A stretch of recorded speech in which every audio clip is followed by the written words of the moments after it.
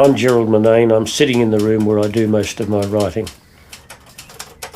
Well, I'm a tidy person to look at. You can see the tidiness of this room. There's not a thing out of place.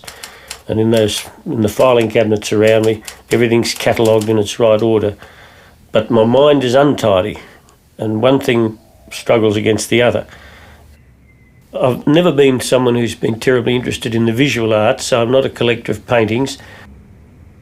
I think it concentrates my mind. I find it easier not to be distracted. I find it easier to concentrate on the task in hand if I haven't got too much to look at around me. And I even pull these curtains closed if the light's too bright and turn on the desk light even in the middle of the day. That's my working atmosphere, is to feel myself enclosed from the world, removed from the world for the time being. You'll look in vain for any sort of computers or electronic equipment in this room. The most advanced technological equipment, I think, is the 1965 Remington Monarch typewriter. Typing with one or two fingers on a typewriter seems to me to match perfectly the speed at which my thoughts work when I'm writing.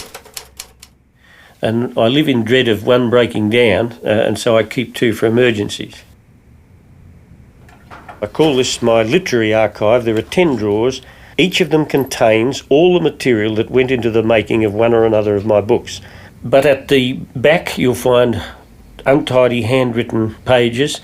At the front you'll find a file copy of the finished book and even all the reviews and the comments. This is part of what I call my chronological archive.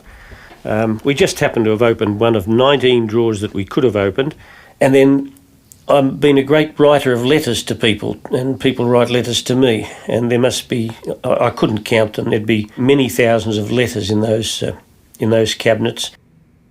The equivalent for me of email is the little box of envelopes up there.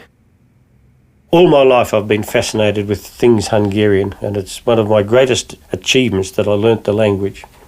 Every morning I spend 30 minutes reading aloud from children's books to help my pronunciation. This is one of 30 bags, and each of the 30 bags contains about 500 tickets. On the one side, I wrote a sentence or a word in English. On the other side, I wrote the Hungarian equivalent of that sentence or that word, all handmade by myself. And don't ask me where I found the time to do it. I just can't believe that I did it. When I played horse racing games as a boy, I used sometimes marbles and sometimes out in the backyard, pebbles. And the pebbles you see there are pebble racehorses eternally lined up for the beginning of a race, which will take them flying through the window and out into the front garden. This room to me is unimaginable luxury compared with what I used to have. All I had was the ironing board.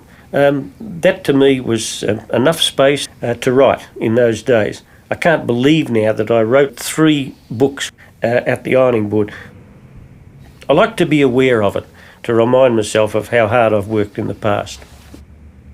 Well, it's a violin. I call it my fiddle. I play it quite often, but only when no one can hear me. So I won't be doing a demonstration for you. I think I live more in a kind of daydream world than I do in the actual world. Mind you, I'm a very practical person. My bills get paid on time, and I've looked after the practical side of life, but I do that as fast and as efficiently as I can so that I can get back to the world that I feel more comfortable in, which is the world of the imagination.